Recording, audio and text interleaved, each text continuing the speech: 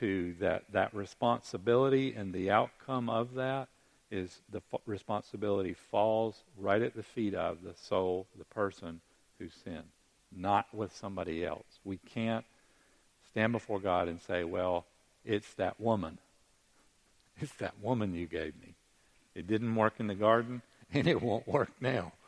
It won't work before the Lord. It's not that woman. It's not that loved one. It's not that parent that caused me to sin this way. So their responses, their choices, they make those choices. And how do they make those choices? They make those choices from that heart that's filled with something. And they need the new heart, and they need a heart being transformed so that they can make choices from there that are godly choices, choices of genuine faith, and live in a different way.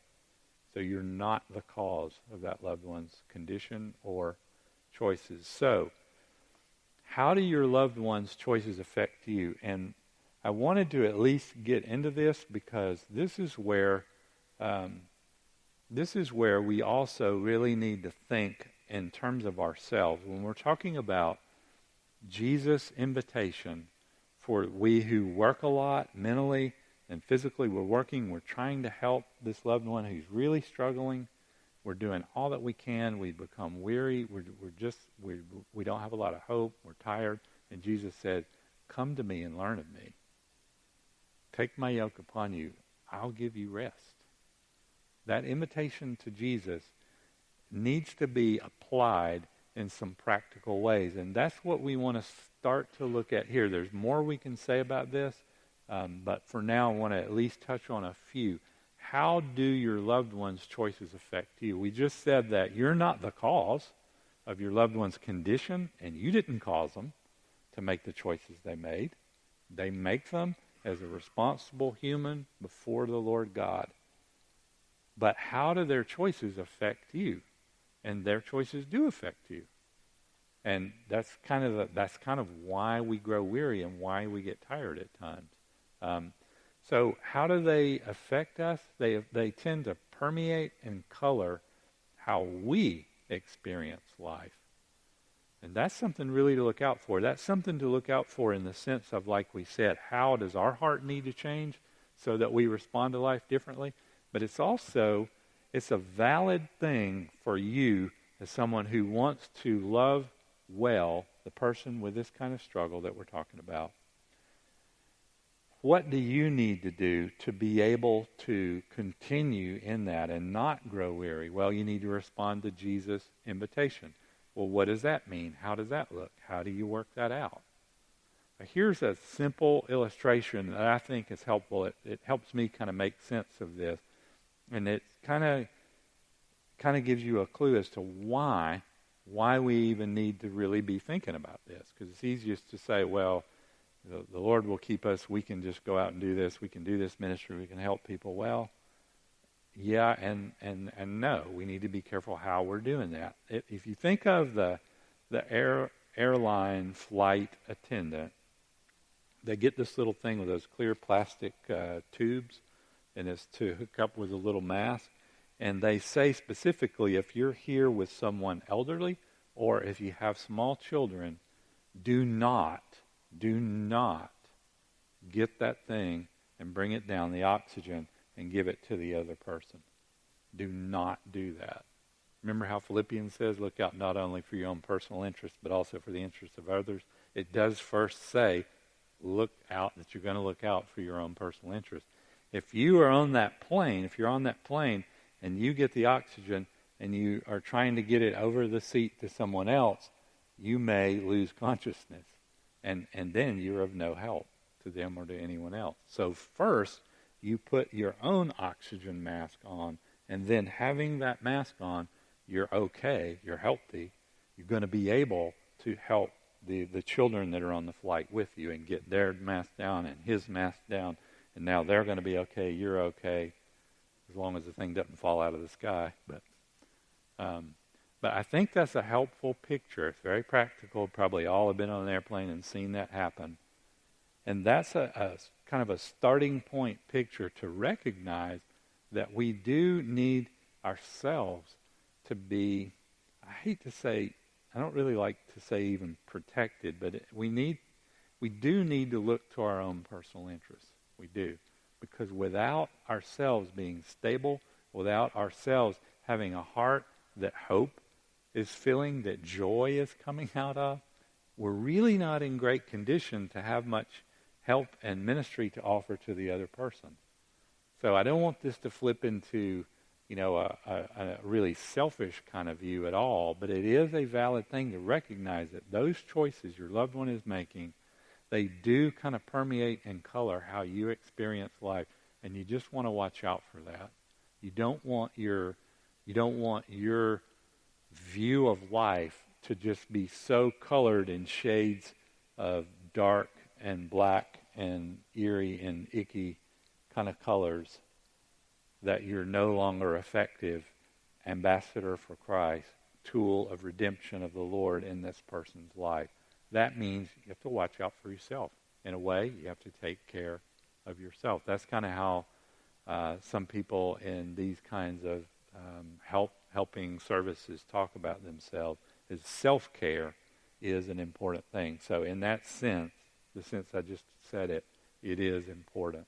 And we need to be aware of that. Emotional difficulty, guilt, and extra stress, all of that is likely to come to you in those relationships. And again, it's the same kind of principle. It's just good to know that, to plan for that, to prepare for that, and to be sure in your own life to do other things. That's one of the most practical pieces, I guess, in all of this, is just don't allow yourself to be so into this person and their problems that it starts to have just a really negative effect on you that's weakening you, that's making it difficult for you to really be of much service to them. So emotional difficulty, guilt, and extra stress are all a part of it, and we need to know that and be aware of it. Another way their choices affect us is to isolate, alienate, and separate our family. That was one of the experiences that Lynn and I had, unfortunately, in church. And it's not blaming them. It's that nobody teaches us as church. How do we not do that? How do we not just kind of like, oh gosh, there's David and Lynn, I'm going to look the other way? Or, man, goodness, what's going on? If their kid's having all those troubles, and I can't not tell you this. This illustrates it perfectly. We were in a church, our home church. Our son had been out away. He hadn't been to church in weeks or months, and he shows up for church. And so in that church, every Sunday, the pastor would offer people an opportunity to give a testimony as a part of the service. So I gave a testimony that we were really thankful that our son Daniel was in church that day. And so, people maybe clapped or whatever. I don't remember what they did, but they were glad. And I sat down. And then this other dad on the other side stood up, and he said, well, I'm just really thankful that the Lord showed us that if we are responsible and diligent to train up our son in the way he should go, that he won't depart from it. And now he's at West Point, and he's doing this, and he's doing that. And by the grace of God, I didn't go over there and just belt it more. By the grace of God, I'm not bitter toward the guy today, honestly. I don't believe that I am. The Lord will show me if I am. But it's just such a sad, pathetic example of a just strangely sub-Christian view of life, of Christianity, and of people, of humans, created in God's image but very broken by the fall. And the people who care for this brokenness and care for these people are often isolated, alienated, and separated, even as a whole family, even from other people in the church. And brethren, that ought not to be. It's one of those King James phrases, I think. That ought not to be, and it should not.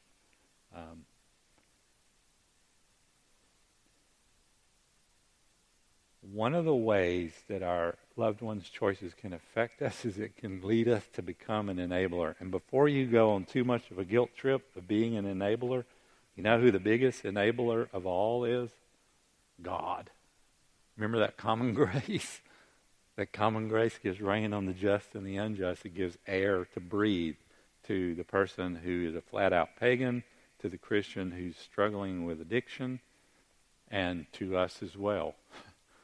All of that. Enabling, there is a truth to that. That you can do things that seem to just help that person continue to make dumb choices. And so it's something to think about. But it's not something to just totally beat yourself up over and think, well, if my son needs an antibiotic and he in his current program that he's in, he can't get the funds for that and he's not able to do that, am I enabling him to do something bad by paying for that? No, not at all. But it's something to pray and to just seek the Lord on, because, case by case, situation by situation, person by person, it does need to be evaluated that way, and something that you think about. But that's a way that your loved one's choices can affect you, and you don't want, in the negative sense, to enable them to continue to practice a way of life that's not honoring to God, that's not going to help them go anywhere. You don't want to be a part of that. The temptation to sin in ways that you normally would not have thought of. We've kind of talked to that in a previous slide. But their particular struggles can cause you to be tempted to doubt that there is a God in heaven. Part of what Lynn and I went through in facing this really tested our faith. And our loved ones' choices can cause us to be tempted in ways we never thought we would be tempted. It causes me to be tempted, like someone was sharing, working with addictions and working from a Christian faith-based perspective and having to interact and work with the county or the state social workers. It becomes like a turf war. Like they don't want to acknowledge faith or God anywhere at all. That's a temptation to me as a believer, that when I run into that stuff, it's a temptation to me to want to say, well, yeah, let me just tell you. And that's a temptation that never would have happened if I hadn't had to be in this situation because my loved one made these certain choices and now I got to be involved in it. That brings a temptation that I never thought I would have to face. That's just one example. There are numerous. So that's something to know, that is how we're affected. Of course, that's not giving us an excuse. But yes, it is calling us to be aware and to know. And again, I need to put my oxygen mask on first. I need to be in the Word of God. I need to be among the fellowship of God's people to be strengthened to face those temptations that come with the territory of caring for someone with this kind of struggle, because it's very real. And then the last thing is, I really think this is valid, and I think it's a right way to think about this, is take back your life and live it for God's glory. Helping people who struggle with addiction, who struggle with mental health or mental illness, can be draining. It can take a chunk of your life, and if you let it, it can kind of control and govern your whole life. Like you don't go on vacation anymore. We used to go to Florida every year, and after we got that call that no one ever wants to get, that was some lady who picked up our son's cell phone out of the street because he just flew 20 feet in the air and landed on his head and his knee on the pavement because he just got hit head on while he was on a motorcycle and got hit by a van. And we get the call that no parent ever wants to get, and we didn't go on vacation again for years. Now, part of it was just over the trauma that we just didn't want to go back to Panama City Beach anymore. Eventually we did, but that's where it happened, and it's just the trauma of that. But part of it was, from that point onward, for years and years and years, he was on prescription, oxycodone and stuff like that. This is the strongest narcotics out there. He would take them too many, take a handful at a time. He would get them other ways through other people. He would find doctors that would give him more of the stuff years after the accident. And he has admitted since then that he didn't have pain. He just wanted to keep feeling good, so he would do whatever.